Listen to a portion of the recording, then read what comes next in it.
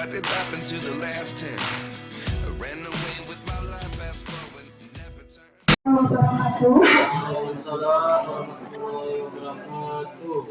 Selamat pagi dan salam sejahtera Bapak Ibu guru semua. Alhamdulillahirabbil alamin wassalatu wassalamu ala asrofil anbiya'i wal mursalin wa ala alihi washabbihi rasulillah ajmain. Alhamdulillah, berkat rahmat Allah kita dapat berhadir. Alhamdulillah, berkat rahmat Allah kita dapat berkumpul bersama di ruang guru di sekolah kita pada hari ini di SMA Negeri 1 Ronggeng. Kita akan melakukan atau mengikuti kegiatan sharing yang akan dilaksanakan oleh Pak Syamsul Rizal sebagai CGP Angkatan 9. Hari ini kita akan mendengarkan sesi sharing pemahaman dan pelatihan oleh Pak Syamsul Rizal. Untuk itu langsung saja kita berikan tempat dan waktu kepada Pak Syamsul Rizal.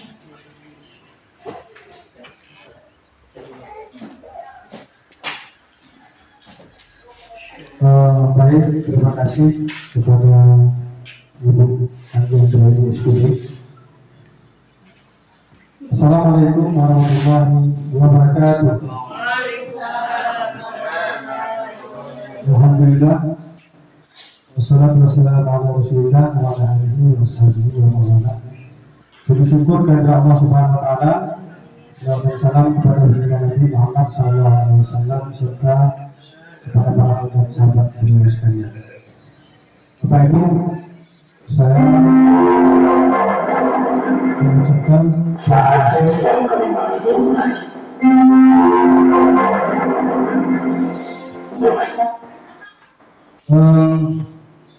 pertama sekali saya mengucapkan terima kasih yang sebesar-besarnya karena Bapak Ibu sudah meluangkan waktu untuk mendengarkan sesi sharing dari saya Syamsul Rizal SPD, calon guru penggerak Angkatan 9.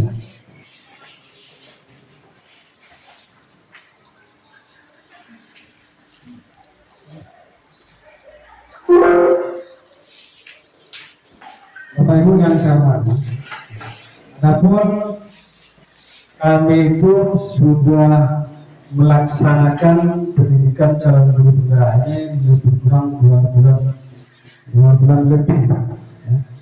Mulai dari tanggal 16 Agustus tahun 2023 sekarang sudah tanggal 23 Oktober 2023, berarti 2 bulan. Jadi apa sih yang sudah kami dapatkan? Kami pendidikan calon penggerak Angkatan 9 ini khususnya modul 1 IPA.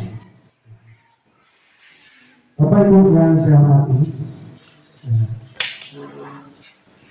seperti yang saya sampaikan tadi, ini adalah sharing, berbagi, bukan semacam pelatihan yang nanti begitu kita pulang sama saya sertifikat yang ada.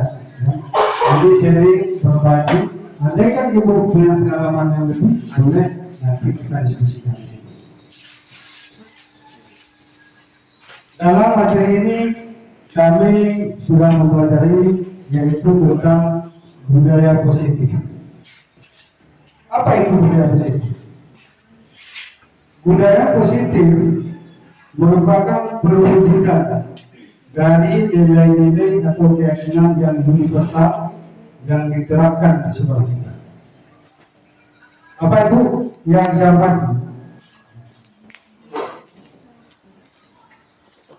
Ki Hajar Dewantara, seorang tokoh pendidikan nasional, beliau juga seorang bapak pendidikan nasional. Beliau pernah mengatakan bahwasanya pendidik atau guru itu hampir sama seperti seorang petani. Orang petani. Petani apa kerjanya? Petani kerjanya adalah menjaga tanaman, merawat tanaman, biar tanaman itu tumbuh dan berkembang seperti yang kita harapkan. Guru juga seperti itu. Kita guru, bahkan teknik sekalipun yang ada di sekolah kita juga bertugas seperti tadi, yaitu menuntun murid-murid kita supaya mereka itu berkembang ke arah yang lebih baik dan menjadi insan yang bahagia dunia dan akhirat. Jadi untuk mewujudkan itu tentu saja kita harus berupaya dengan berbagai cara. Salah satunya mungkin kita bisa membiasakan hal-hal positif di lingkungan sekolah kita. Bisa jadi antara guru dengan siswa bagaimana komunikasinya, antara guru dengan TU bagaimana komunikasinya. Yang jelas seluruh warga sekolah itu memiliki kewajiban untuk membuat sekolah kita ini nyaman untuk anak-anak, aman untuk anak-anak, supaya mereka itu bisa berkembang ke arah yang lebih baik lagi, ke arah positif, untuk mewujudkan manusia yang bahagia dunia dan akhirat seperti yang saya sampaikan. Jadi dengan kebiasaan-kebiasaan baik itulah nanti akan menjadi sebuah karakter, dan dengan karakter itu nanti akan menjadi budaya positif. Bayangkan Bapak Ibu, kalau seandainya di sekolah kita ini ketika kita berjumpa dengan anak-anak guru-guru kita, sambil bersama. Mereka naik kereta, ketika mau pulang, mereka itu pun baru datang, mereka berhenti, ya, karena melihat kita jalan kaki di situ. Sambil berhenti, dia tegakkan keretanya di situ, bersalaman dengan kita. Ataupun dilanjutkan lagi mungkin dengan cerita-cerita tentang apa yang mereka dapatkan di kelas. Pak, kemarin saya mendapatkan ini di kelas, wah enak sekali materinya. Jadi kebiasaan, ya, yang seperti ini nanti akan menjadi karakter yang melekat pada anak. Dan kebiasaan dan karakter tadi akan menjadi budaya positif di sekolah kita. Bapak Ibu, kemudian saya ingin sampaikan sedikit tentang konsep inti budaya positif. Apa saja konsep inti daripada budaya positif? Pertama, perubahan paradigma. Yang kedua, disiplin positif. Yang ketiga, ada motivasi perilaku manusia. Kemudian yang keempat adalah kebutuhan dasar manusia. Kelima ada posisi kontrol restitusi. Keenam, keyakinan kelas. Ketujuh, segitiga restitusi. Bapak Ibu, untuk kita berbicara lebih jauh tentang perubahan paradigma, saya minta tolong kepada Bapak Ibu, peganglah sesuatu. Pokoknya seperti ini ya, terus memegang sesuatu yang anggaplah sesuatu itu adalah sangat berharga. Pegang sesuatu di genggaman ibu, anggaplah yang ibu pegang itu sangat berharga bagi ibu, bagi kehidupan ibu, bagi kebahagiaan ibu barangkali. Kemudian Sinurul berusaha untuk membuka kepala tangan ibu sekuat tenaga. Boleh Nurul ini menggunakan model manapun mungkin merayu ibu sebisa mungkin. Bu, lepaskanlah, saya mau menengok. Terima kasihlah sama saya. Terus seperti itulah ibu pulang. Atau dengan intimidasi, ibu, kalau ibu nggak mau lepas, nanti saya bocorkan parkir saya. Kira-kira seperti itu. Atau dengan mengkritik barangkali ya, seperti itu. Coba bisa dipraktekkan, coba ini apa namanya tadi kawan. Ini dari bawah, sama-sama. Apa namanya Herlin dengan bahagia? Mohon kesediaannya untuk diperhatikan. Apa saja boleh dibuka. Apa saja boleh dibuka. Kemudian nanti saya minta belum mulai. Nanti saya minta sebaliknya pula yang memegang dan kawan satunya lagi lah jelas ya yang memegang kemudian diusahakan untuk membukanya oleh beliau. Begitu kira-kira. Boleh dimulai waktunya sebentar saja, kata lama. Boleh dimulai apa aja boleh. Silakan Om. Apa namanya? Boleh. Ya. Boleh, terserah. Ini benda yang paling berharga bagi dia ya. Harus pinjam HP-nya Bu Yus.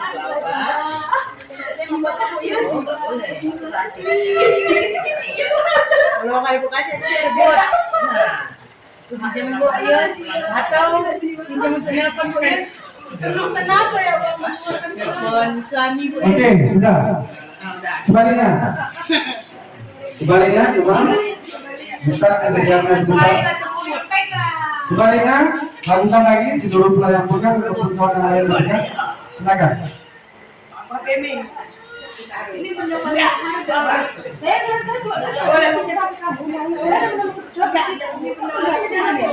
Baik, Bapak Ibu, terima kasih atas kesediaannya. Kemudian, saya ingin bertanya. Pertama, apakah Anda, kita semua yang ada di sini, membuka kepalan tangan kita? Atau tidak? Tidak. Kalau membuka kepalan tangan kita, apa alasannya? Kalau tidak, kira-kira apa alasannya? Kalau membuka berarti melepaskan apa yang kita yang berharga tadi kan tadi saya bilang bahwasanya sesuatu yang berharga, sesuatu yang sangat penting, yang prinsipil, yang pribadi, yang untuk masa depan. Jadi kalau kita buka berarti kita memberikan ruang untuk apa kita gitu. Oke, terima kasih. Apa satu luar biasa. Oke, siapa lagi yang mau menanggapi? Saya tadi tidak memberikan dengan sekuat tenaga mencoba menahan karena itu adalah hal yang berharga yang menurut saya penting. Tapi saya sudah menahan sekuat tenaga ternyata terlepas juga, Pak. Saya kurang kuat. Iya, terlepas juga. Tapi bukan berarti saya menyerahkan hal itu. Tapi memang saya tidak bisa menahan. Oke, terima kasih lagi atas semuanya. Kemudian Erlin atau bagian? Saya tadi membuka Pak ya. Kenapa saya membuka ini? Karena saya tadi memang saya ada rasa kasihan sama kawan saya, makanya saya buka. Oke, ada rasa kasihan sehingga membuka kepalan tangan tadi ya. Mangga, ada bertanya? Baik, tadi saya mencoba untuk soalnya dengan cara memberikan alasan. Alasannya seperti hal yang positif, bagaimana saya ingin mencoba membawa barangnya itu dari cincin untuk saya bawa sebagai contoh untuk saya beli di luar. Kemudian karena saya memiliki alasan yang positif sehingga Pak Hari nanti memberikan cincinnya kepada saya. Oke, terima kasih. Bapak Ibu, ya, intinya apa? Intinya yang ingin saya sampaikan adalah kontrol diri, kendali penuh terhadap diri kita itu ada pada diri kita masing-masing. Bu Yus, ya, tidak bisa dipengaruhi oleh guru. Apapun ceritanya bisa. Akan tetapi, apabila seperti kejadian orang Herlin tadi dan Bagia, mereka membukanya. Apakah ketika Herlin membuka itu tandanya Herlin bisa dipengaruhi oleh Bagia? Tidak. Bisa dikontrol oleh bahagia? Tidak. Tetapi pada saat itu memang Herlin membiarkan dirinya dikontrol oleh bahagia. Herlin pada saat itu memang membiarkan dirinya dipengaruhi oleh bahagia. Begitu juga tentang anak-anak kita di kelas sana. Jangan kita menganggap kita bisa mengontrol anak-anak itu semua. Tidak. Oh tapi Pak berhasil Pak. Saya ketika anak-anak ribut, saya jewer telinganya sehingga dia diam. Itu buktinya saya bisa mengontrol anak-anak kita. Pada dasarnya kita tidak bisa mengontrol perilaku siapapun. Karena seseorang yang berperilaku itu pasti ada alasan yang tertentu. Ada alasan. Mungkin karena tadi alasannya menuruti apa yang kita sampaikan, karena memang pada saat itu dia ingin menuruti apa yang kita sampaikan. Tapi bisa saja dia berlari keluar. Mau apa kita? Ya. Kalau memang dia nggak mau kita kontrol tadi kan, dia berlawan, dia keluar, mau apa kita? Nah, bisa berubah-ubah. Intinya yang bisa mengontrol diri kita sendiri itu adalah kita sendiri. Begitu juga dengan anak-anak.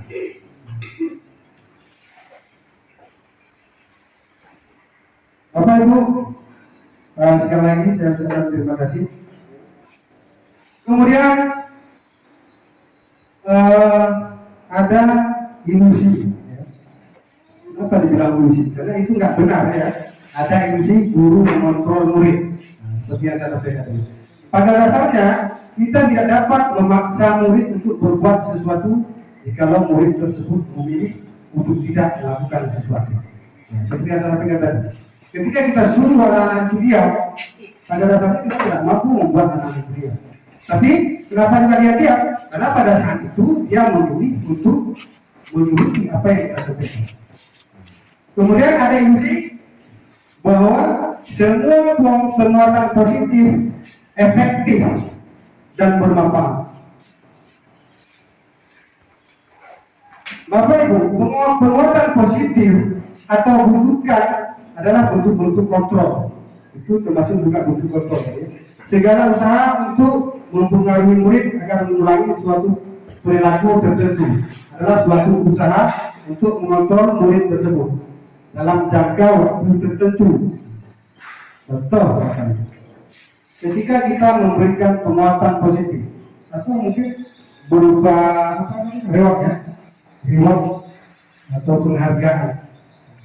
Bisa nggak kita mengontrol perilaku anak-anak kita? Bisa. Tapi sifatnya sementara.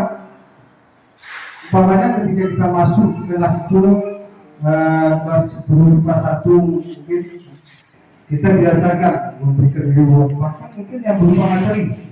Nah, siapa yang bisa menjawab ini, itu akan kasih hadiah uang jajan 10.000. Kira-kira itu efektif tidak? Tidak.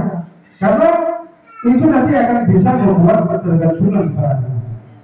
Ketika saya masuk situ, saya akan memberikan apa-apa, maka anak-anak itu akan pasif ya.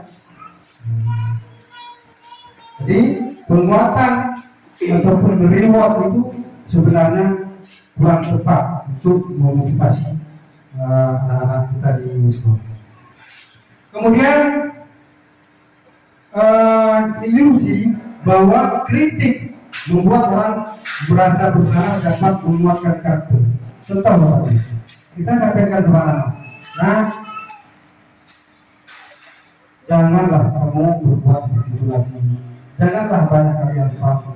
Kena marah itu sama kepala sekolah. Malu itu sama kawan-kawan yang lain. Asik setiap hari itu menguruskan kamu. Ingatlah kedua orang tua di rumah.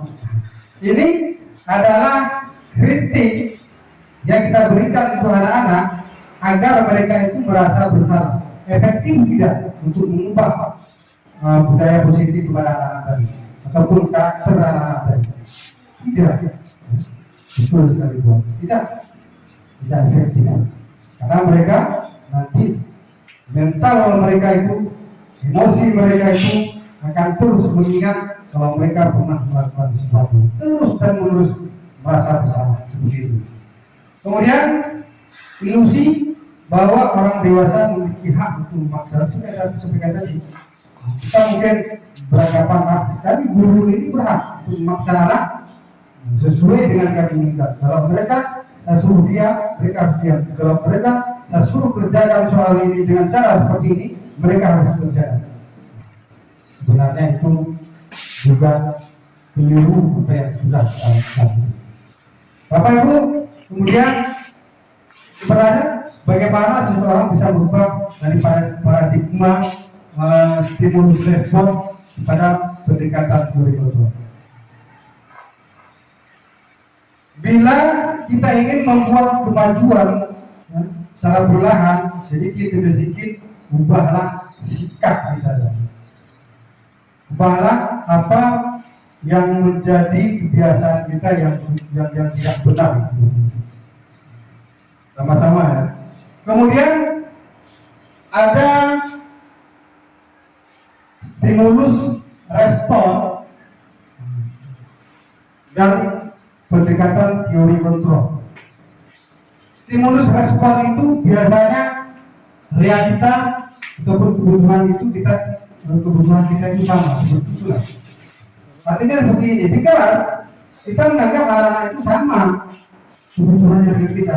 Anak-anak, kamu harus pandai ini. Anak-anak, kamu harus bisa seperti ibu, melakukan hal yang seperti ini di mata pelajaran ibu. Itu stimulus respon. Kemudian teori kontrol. Kalau dalam pemikiran ataupun pendekatan teori kontrol, kita cenderung mengatakan bahwasanya realita ataupun kebutuhan kita beda. Kemudian semua orang melihat hal yang sama ya, dalam stimulus respon. Di kelas kita melihat anak-anak itu sama semua, pengen pelajaran dengan kita itu didikte semua. Tapi pada dasarnya tidak. Ada ya anak-anak yang barangkali suka juga dengan kita mendikte, ada juga anak-anak yang tidak suka dengan kita mendikte. Teori kontrol mengatakan setiap orang memiliki gambaran berbeda. Setiap anak-anak itu memiliki kebutuhan, memiliki gaya belajar yang berbeda-beda. Bapak Ibu, dan seterusnya seperti itu juga sama bahasanya. Kemudian dari sinilah, ya, dari sini dari budaya-budaya positif tadi, barangkali ya,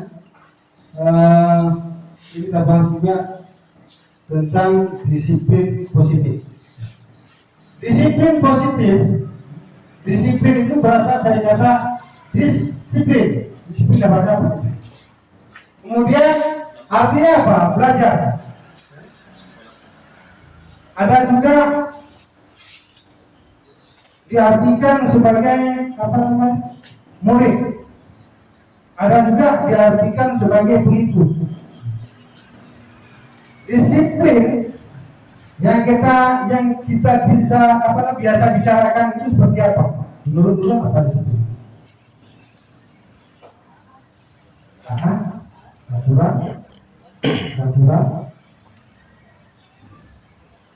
Bapak Ibu, konsisten, ya, betul. Akan tetapi Bapak Ibu, ya, akan tetapi disiplin yang sebenarnya adalah ketika kita berbicara tentang disiplin itu, mungkin kita sering mengaitkannya dengan aturan, kemudian melanggar aturan, sanksi, hukuman dan lain sebagainya. Tapi pada dasarnya disiplin positif itu adalah kesadaran diri anak untuk melakukan sesuatu hal yang baik yang diyakini oleh anak-anak memiliki nilai-nilai yang baik pada diri. Itu sebenarnya disiplin yang sebenarnya. Maksudnya apa? Ketika anak-anak datang ke tepat waktu, mereka itu tidak sedang tertekan oleh seseorang, mereka itu tidak sedang mengejar supaya mereka tidak dapat hukuman dan lain sebagainya. Tidak. Akan tetapi mereka melakukan itu karena sadar bahwasanya memang itu yang baik untuk mereka. Mereka sadar kalau mereka melakukan hal yang seperti itu, keuntungannya bagi mereka seperti itu. Kalau mereka meninggalkan hal yang seperti itu, kerugiannya bagi mereka seperti itu. Sebenarnya itulah disiplin yang sesungguhnya. Kemudian nilai-nilai kebajikan. Nilai-nilai kebajikan tentu saja kita di Indonesia ini tertuang dalam profil pelajar Pancasila, yaitu beriman dan bertakwa pada Tuhan Yang Maha Esa dan berakhlak mulia, berkebinekaan global, bergotong royong, kreatif, bernalar kritis dan mandiri. Ini saya rasa Bapak Ibu sudah sangat mengetahui. Kemudian motivasi perilaku manusia. Ada motivasi perilaku manusia, ada motivasi ekstrinsik, yaitu motivasi yang datang dari luar diri seseorang itu. Motivasi intrinsik itu cenderung ada dua alasan yang mereka lakukan. Pertama, untuk menghindari ketidaknyamanan ataupun hukuman. Kemudian yang kedua, untuk mendapatkan imbalan ataupun hargaan dari orang lain. Kita bahas yang pertama, untuk menghindari ketidaknyamanan. Barangkali ya, siswa kita masuk ke kelas cepat. Motivasi mereka apa? Supaya tidak ditegur oleh wali kelas, supaya tidak diberikan hukuman, supaya tidak di-SPO terus. Ini adalah motivasi ekstrinsik yang paling rendah. Yang kedua adalah untuk mendapatkan imbalan atau untuk mendapatkan penghargaan dari orang lain. Anak-anak datang ke sekolah cepat, ada alasan tertentu dari mereka. Saya ingin jadi orang yang disayang oleh guru. Saya ingin dapat penghargaan dan puji-pujian oleh guru. Ini adalah motivasi ekstrinsik yang lebih tinggi daripada yang pertama. Dan yang ketiga, yaitu motivasi intrinsik untuk menjadi orang yang mereka inginkan dan menghargai diri sendiri dengan nilai-nilai mereka yang mereka percaya. Bapak Ibu,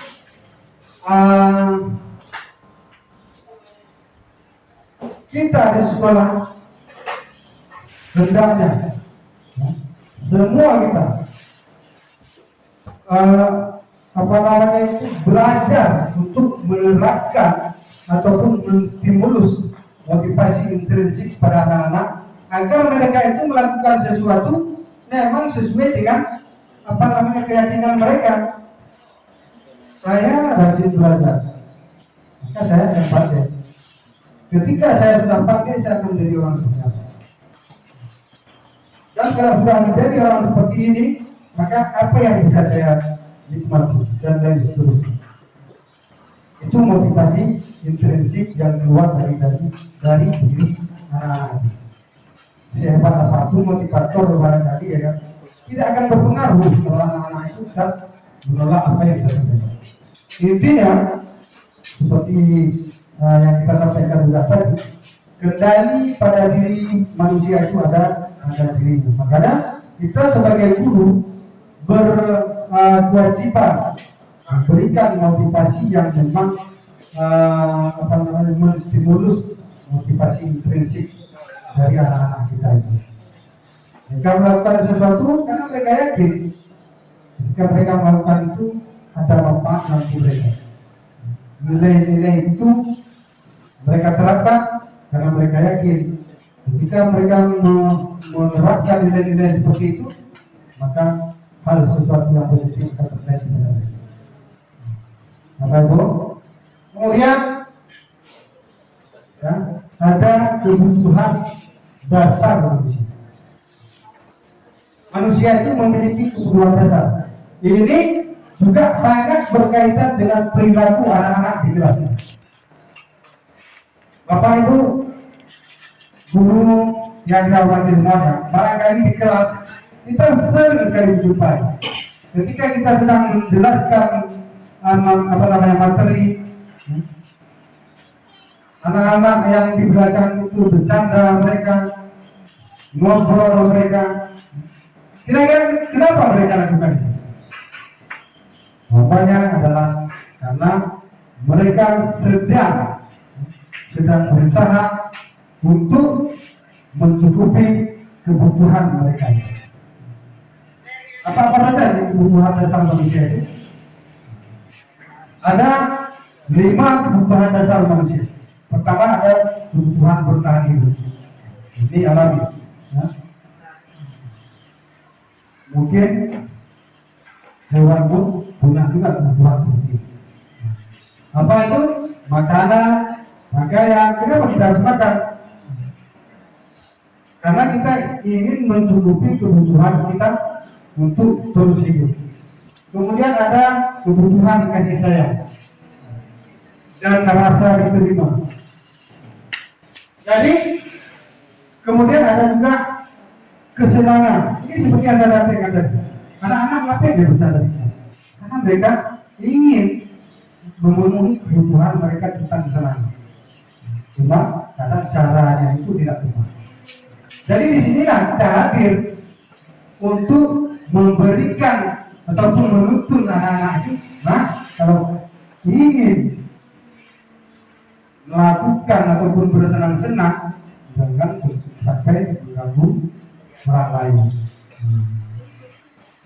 Kemudian ada kebutuhan penguasaan, harga diri, keinginan untuk dianggap, memimpin, berprestasi, diakui, didengar. Itu ada juga sama anak-anak kita.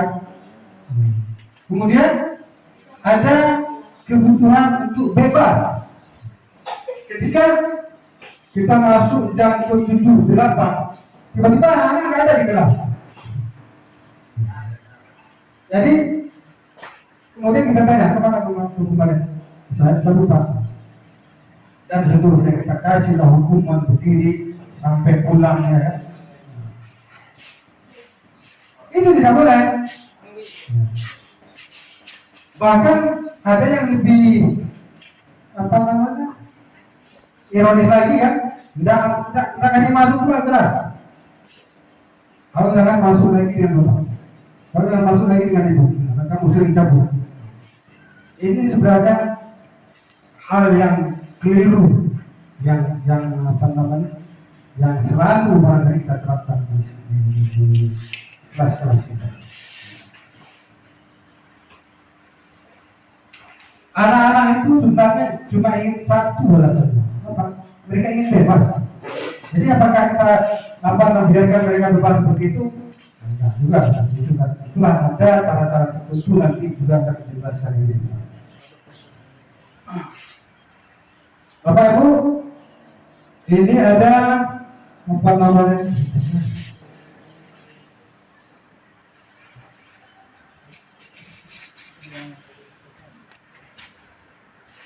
Ada hukuman, ada konsekuensi, ada restitusi. Pertama, saya ingin sampaikan dulu tentang hukuman. Apa itu hukuman? Hukuman cenderung dilakukan itu tidak terencana. Contoh apa? Anak-anak datang terlambat ke sekolah. Terus kita sebagai tiket dengan gagahnya ngambil buku. Kamu sapu, kamu bersih-bersih, kamu hormat bendera. Nah inilah yang dinamakan dengan hukuman. Kemudian ada konsekuensi. Apa itu konsekuensi? Konsekuensi itu adalah terencana memang, disepakati sesuai peraturan. Namanya di kelas anak-anak itu merobek buku susu, kawannya. Kemudian anak-anak itu kita suruh ganti dia, ataupun anak-anak itu menuangkan air di atas meja. Kemudian kita semua naik tenggelam. Itu namanya objek. Kemudian ada restitusi.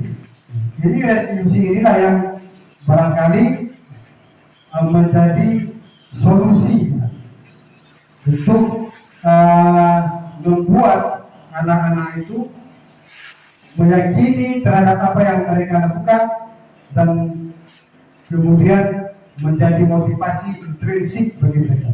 Jadi ketika mereka ingin melakukan karena memang mereka yakini bahwasanya itu penting untuk mereka lakukan dan itu bermanfaat untuk mereka lakukan. Kemudian sebagai seorang guru tentu kita sering melakukan itu. Ada 5 posisi kontrol guru. Ada posisi kontrol pembuku seperti tadi. Bagaimana posisi kontrol pembuku? Yaitu ketika anak-anak berapa, kita suruh push up, kita suruh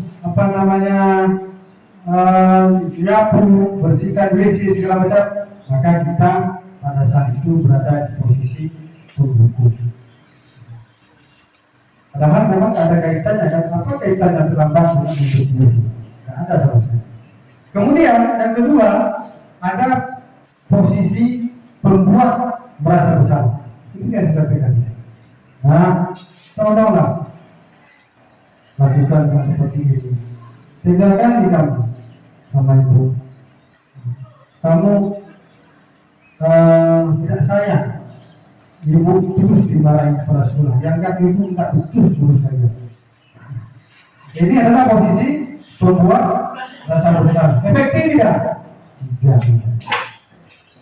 Sama sekali tidak efektif pada anak. Mereka berubah, kadang berubah. Tapi tetap saja ada hal-hal yang negatif. Kemudian ada posisi teman. Ayolah, lakukanlah ini. Coba lakukan, bantu ibu untuk melakukan ini. Lalu kita selesaikan tugas kita menghias kelas ini. Sama-sama kita. Itu posisi teman. Boleh tidak? Boleh. Cuma ada juga efek negatifnya. Nanti kita mengenai. Ada posisi guru itu sebagai pemantau. Itu apa yang dilakukan oleh anak-anak. Kamu harus dibilang lakukan seperti ini. Tidak boleh melanggar berbuat dalam satu begini. Itu posisi kita pada saat itu sebagai pemantau. Kemudian ada posisi sebagai manajer. Inilah posisi dengan pendekatan segitiga restitusi yang dinilai bisa merubah kebiasaan anak-anak yang mungkin melanggar disiplin, bisa merubah ke arah yang lebih baik dengan keyakinan mereka, dengan keinginan mereka, dengan kepercayaan mereka bahwasanya kalau saya melakukan hal begini maka ini akan jadi seperti ini bagi saya. Bapak Ibu, contoh penerapan 5 posisi kontrol dulu. Ini kita ilustrasi. Kira-kira ada siswa yang bermasalah tentang kelengkapan atribut yang dipakai. Kalau kita di posisi penghukum, apa yang kita sampaikan? Cepat sana hormat bendera, ataupun cepat sana nyapu halaman, ataupun cepat sekarang kalian lari di lapangan setuhan. Maka pada saat itu kita berada di posisi penghukum. Kemudian membuat rasa bersalah. Berapa kali ibu harus memberitahu kamu kalau kamu selalu saja mengecewakan ibu, kamu selalu membuat ibu sedih. Maka posisi kita pada saat itu adalah sebagai pembuat rasa bersalah. Kemudian ada posisi teman.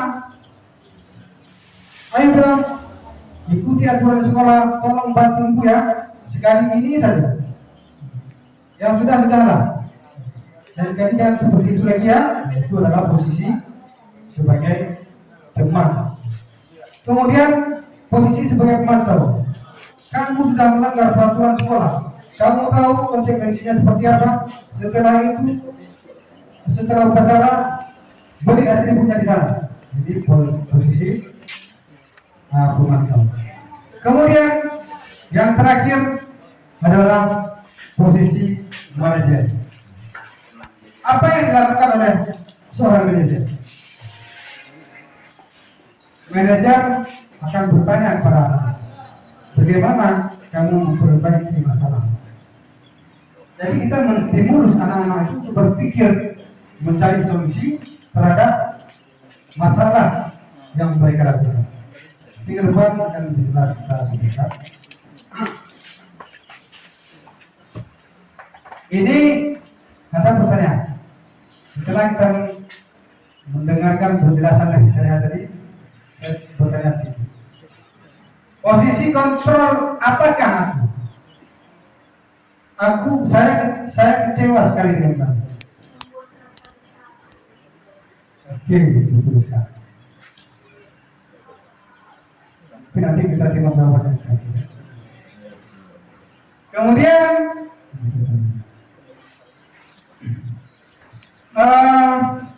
posisi kontrol manakah ataupun apakah aku? Kamu tidak pernah benar melakukannya. Apa ya? Kamu tidak pernah benar melakukannya. Itu yang dikatakan oleh saat berjalan dimulai. It's time to begin the sixth round.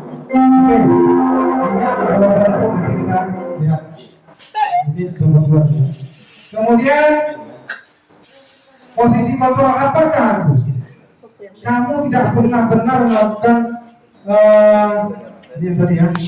Kemudian posisi kontrol apakah aku? Apa rencanamu untuk menyelesaikan masalah ini?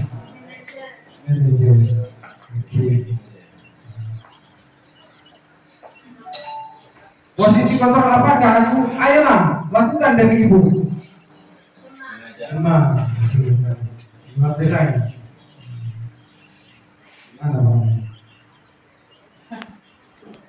Posisi kontrol apakah aku? Kamu tidak akan mendapatkan nilai jika tidak mengerjakan tugas. Mari kita tengok. Pertama adalah pembuat rasa bersalah. Yang kedua, pembunuh. Yang ketiga, posisi manajer. Yang keempat, teman. Yang kelima adalah pemantau. Jadi yang terakhir tadi adalah posisi pemantau. Kira-kira kita yang mana yang sering? Ya, betul. Saya pun seperti itu. Tapi alhamdulillah Bapak Ibu, alhamdulillah. Mungkin saya nggak mau bekerja di Jawa Barat setelah saya mengikuti CGP ini. Tapi yang jelas saya membuktikan dengan diri saya. Samsul yang dulu sebelum ikut CGP ada anak-anak itu jelas. Tahu lah bukan. Yang jelas anak-anak itu dari itu lagi. Tapi sekarang saya tak pernah begitu. Dan alhamdulillah anakku nggak ribut. Saya masuk ke kelas, kalau ada anak yang yang sedikit ribut, nanti kita ajak diskusi. Jadi untuk menerapkan posisi manajer dengan segitiga institusi ini, ada satu yang harus kita lakukan jelas tadi, yaitu tentang keyakinan jelas. Anak-anak kita harus punya keyakinan jelas. Makanya di sinilah kita jauh sekali tertinggal dari sekolah-sekolah yang lain. Pernah nggak terpikir oleh kita untuk membuat keyakinan jelas? Tidak ada. Bapak kelas yang masuk, katanya tidak ada keyakinan jelas kalian. Belum apa itu. Sehingga Saya di beberapa kelas belum selesai memang. Cuma sudah berusaha membuat keyakinan kelas untuk anak-anak. Jadi keyakinan kelas itu bagaimana kita buat? Keyakinan kelas ini bukan peraturan kelas ya, beda. Keyakinan kelas dengan peraturan kelas itu sangat berbeda. Jadi kita bahas dulu keyakinan kelas itu dari mana kita buat. Pertama, kepada anak-anak kita, makanya secara singkat saja, kepada anak-anak kita itu tanyakan kepada mereka. Nah, ini sebenarnya wali kelas wajib menerapkan di kelasnya masing-masing. Kira-kira apa yang kalian inginkan di kelas kalian ini, suasananya seperti apa? Saya sudah coba sampai anak-anak ada yang bulan lebar bukunya begini. Saya ingin kelas saya ini begini Pak, tidak Pak. Saya ingin kelas saya ini tidak ada kehilangan pulpen lagi Pak. Saya ingin kelas saya ini saling menghargai Pak, tak boleh ribut kalau ada guru dan selektifkan lagi jawaban. Bagus kan? Jadi dari situlah nanti kita buat suatu keyakinan kelas. Contoh, ketika anak-anak mengharapkan, mengimpikan kelas, bahwasanya mereka tak mau kelas mereka itu sering kali kehilangan, maka kita akan membuat keyakinan kelasnya apa gitu? Kelas yang apa itu? Kelas yang aman. Dan ini juga harus kita tanamkan kepada anak-anak kita. Kalau aman ya bagaimana? Apa yang terjadi pada kita kalau di kelas kita ini aman? Dan seterusnya. Mungkin ada yang tadi yang berharap, yang mengimpikan kelas mereka itu tidak ribut ketika guru-guru yang menjelaskan di depan. Ini menjadi dasar kita nanti dalam menerapkan segitiga restitusi. Yakinlah Bapak Ibu, kalau anak bermasalah, terus kita selesaikan, kita respon masalah mereka itu dengan segitiga restitusi, insya Allah anak akan berubah. Saya sudah beberapa kali mencoba. Kemudian inilah tadi salah satu pentingnya kita membuat keyakinan kelas. Kalau tidak ada keyakinan kelas, bahkan ini sekolah pun harus ada keyakinan kelas sekolah itu seperti apa. Nah, lain lagi aturan-aturannya sekarang. Aturan sekolah kita seperti ini itu tak ada. Karena tidak efektif untuk merubah karakter anak. Kemudian dari keyakinan sekolah tadi, dari keyakinan kelas tadi, disitulah nanti kalau ada kita dapatnya anak-anak, maka kita bisa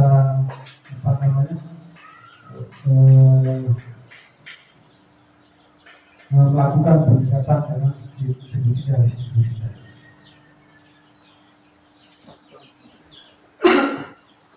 Ini saya sudah pernah coba di kelas membuat kelas. Semangat sekali anak-anak, semangat sekali mereka.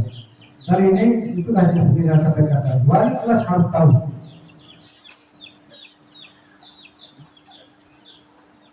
Kita yang saya sampaikan tadi, jangan keyakinan kelas, aturan kelas saja tidak ada. Nah itu makanya jauh kita tertinggal dari sekolah-sekolah lain. Ini segitiga restitusi tadi. Apa itu segitiga restitusi? Segitiga restitusi yaitu suatu proses dialog, kajian dialog yang dijalankan oleh guru agar dapat menghasilkan murid yang mandiri dan bertanggung jawab. Ini nanti ini ada gambarnya segitiga restitusi. Pertama yang harus dilakukan oleh guru yaitu menstabilkan identitas. Yang kedua, validasi tindakan yang salah. Kemudian yang ketiga, menanyakan keyakinan mereka. Kembali kepada keyakinan tadi. Maka keyakinan kelas tidak boleh tidak harus ada. Keyakinan sekolah tidak boleh tidak juga harus ada. Kalau dulu ada peraturan sekolah ya kan. Sekarang ada keyakinan sekolah. Di kelas juga seperti itu.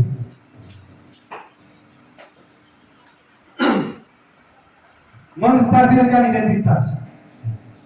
Dalam proses menstabilkan identitas, mungkin anak-anak kita ada masalah, bertukar.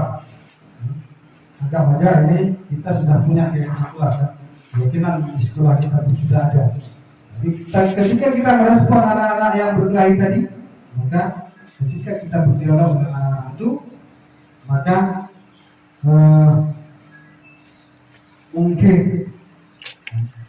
salah satu yang kita sampaikan berbuat salah itu wajar. Sebagai manusia, Bapak juga pernah berbuat salah dan seterusnya. Ini nanti ada videonya yang saya praktekkan dengan anaknya. Kemudian validasi tindakan yang salah ataupun validasi kebutuhan siswa. Karena seperti ini tadi, ketika anak-anak itu melanggar peraturan yang dianggap melanggar peraturan tadi, kan, pasti anak-anak itu sedang berusaha untuk mencukupi kebutuhan dasarnya. Itu dipastikan seperti itu. Karena kebutuhan dasar manusia itu harus kita tahu. Kemudian validasi tindakan yang salah. Kamu pasti punya alasan mengapa melakukan hal itu. Karena kamu bisa melakukan yang lebih buruk lagi dari itu kan? Nanti dalam videonya mungkin ada. Kemudian menanyakan keyakinan. Menanyakan keyakinan ini. Yang apa namanya? Yang seperti yang saya sampaikan tadi. Ini harus kita buat. Terutama untuk wali kelas, usahakan keyakinan kelas di kelas masing-masing itu ada. Ini belum orang lain datang kemari ya kan? Nanti ketika orang lain datang kemari bertanya tentang itu, nampak kali kita jauh sekali tertinggal. Dan guru bilang studi salah membuatnya tidak. Ayo buat. Ini keyakinan kelas dengan ibu. Supaya mudah nanti ketika anak berkasus kita terapkan dengan pendekatan segitiga restitusi. Tapi kalau nggak ada keyakinan kelas, apa yang kita sampaikan? Apa yang kita yakini? Nggak ada. Baik Bapak Ibu, inilah apa namanya contoh praktik segitiga restitusi yang pernah saya lakukan terhadap ini. Saya tunjukkan aja video ini.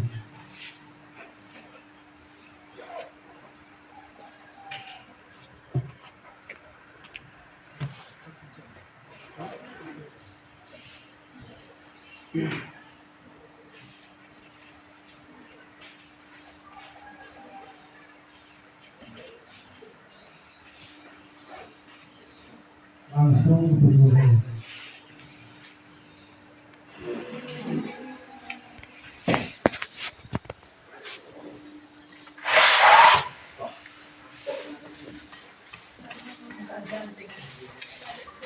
Ini kasus di mana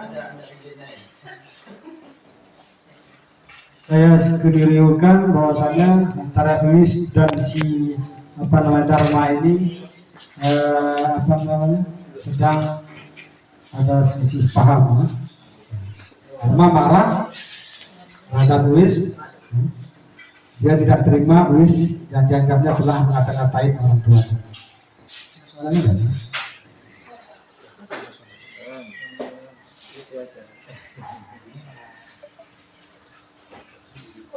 Masih Bluetooth apa coba? Hah? Bluetooth ya ini. Sekarang lagi.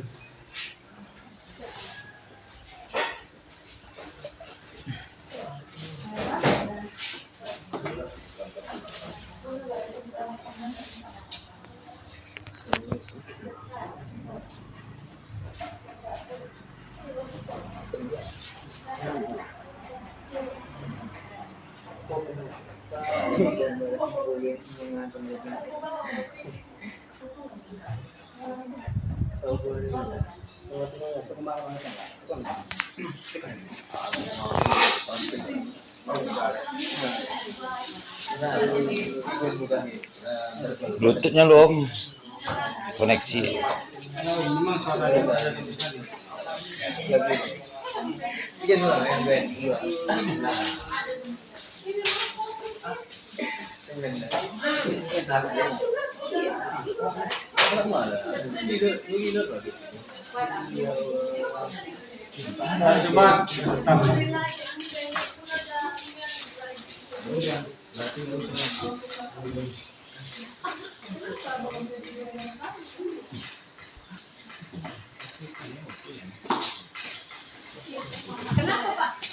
Coba jadi start dulu, nggak ada audio.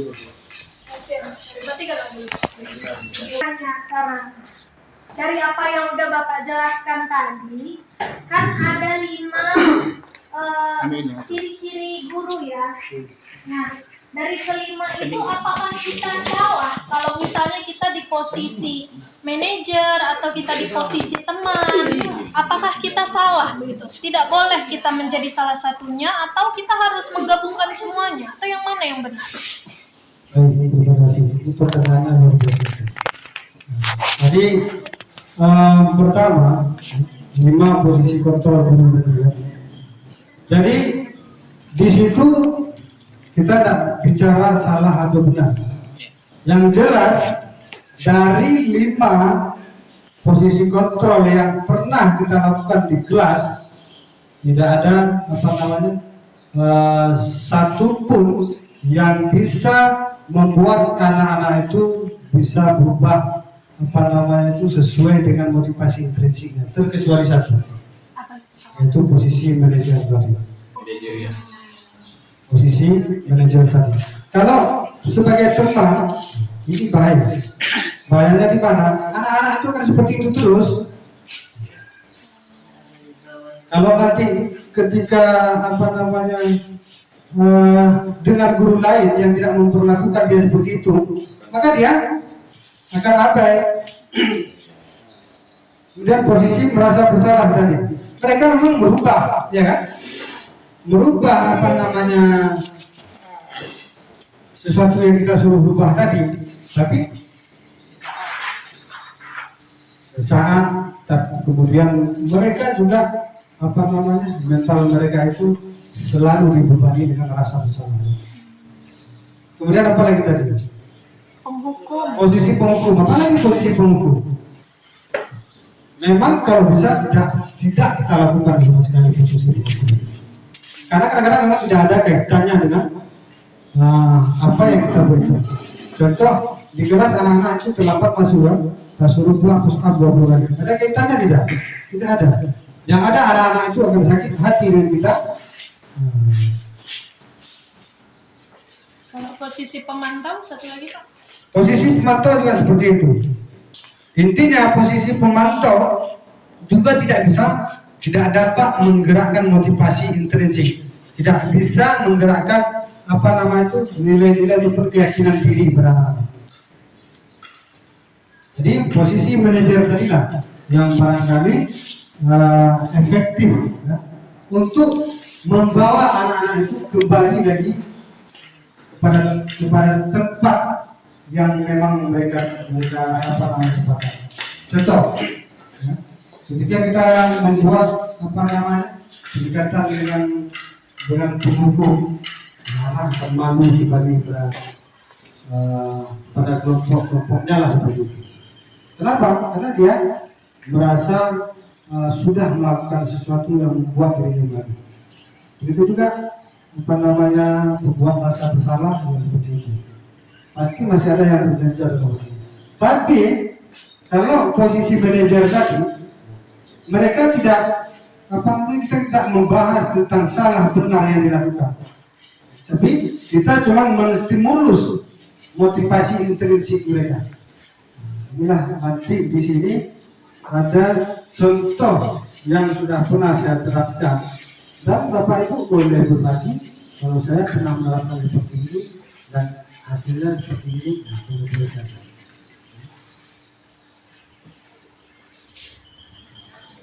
Dan ini harus kita lakukan Bapak.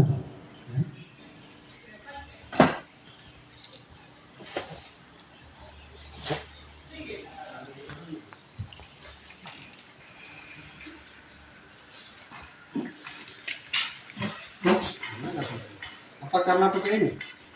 Enggak, Bluetooth enggak connect kadang ke loudspeaker.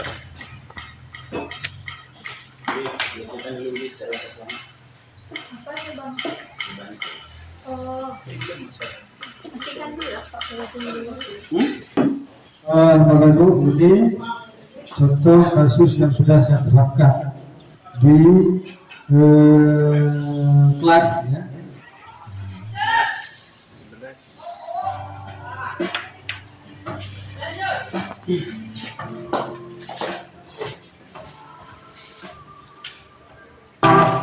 Assalamualaikum. Waalaikumsalam. Silakan duduk kan.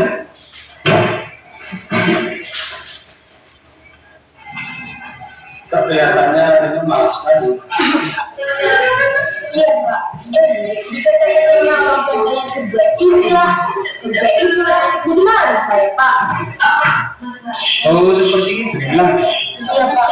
Jangan marah. Siapapun di posisi kamu pasti juga akan merasa marah jika orang tuanya dikata-katain seperti itu. Betul nggak? Iya Pak. Jadi tadi di kelas apa saja yang kamu mau lakukan sih?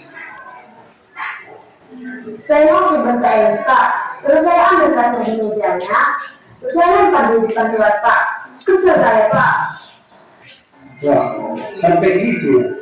Pasti kamu punya alasan tertentu kenapa kamu sampai melakukan seperti itu. Iya lah Pak, masa dia kata-kata orang tua saya itu? Jadi kita menjadi kenapa Pak? Iya, membela orang tua kita, menjaga nama baik orang tua kita adalah kewajiban kita semua. Terlepas dari salah atau benar pada apa yang kami lakukan di kelas tadi, karena Bapak tidak panggil selesai. Kamu tahu? Kamu memang sudah membuat Bapak bangga dan kagum. Karena Bapak yakin sebenarnya kamu bisa saja melakukan hal yang lebih buruk lagi dari itu kan? Tapi kenapa kamu tidak lakukan itu? Tidaklah Pak, mau gimana pun dia tetap teman saya Pak. Walaupun saya sekarang marah pada dia Pak. Jadi kamu masih menganggap Rizky sebagai teman kamu? Iya Pak, tapi Elis harus minta maaf pada saya Pak. Memang luar biasa kamu menurut Bapak adalah orang yang berjuang besar. Oke lah, nanti Bapak akan panggil juga serius kemarin. Bapak yakin pasti dia sedang serius juga sekarang. Pasti dia menyesal sudah memiliki hati kawannya. Itu kami. Segitiga restitusi itu adalah salah satu solusi yang ditawarkan kepada kita dalam merespon berbagai tingkah laku yang dilakukan oleh anak-anak kita. Dan insya Allah ini efektif untuk membawa anak-anak itu memiliki keyakinan diri sehingga timbullah motivasi intrinsik mereka itu. Kalau sudah timbul motivasi intrinsik, kita tidak perlu lagi kita sibuk untuk mengajak mereka harus seperti ini, kamu harus pikirkan orang tuamu, kamu bantu ibu untuk apa hal seperti ini. Tidak, mereka akan melakukan sesuai dengan keyakinan yang mereka ketahui. Saya rasa cukup sekian saja. Terima kasih atas segala perhatiannya. Maaf atas segala kekurangan. Assalamualaikum warahmatullahi wabarakatuh.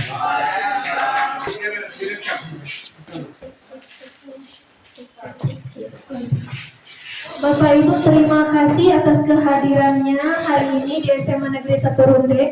Kita sudah selesai menyaksikan acara sharing pemahaman dan pengetahuan yang dilaksanakan oleh Pak Syamsur Rizal SPDI CGP Angkatan 9. Sekali lagi kita berikan aplaus yang meriah kepada Pak Syamsur Rizal. Terima kasih, semoga memberikan manfaat kepada kita semua. Saya tutup. Wabillahi taufiq wal hidayah. Assalamualaikum warahmatullahi wabarakatuh.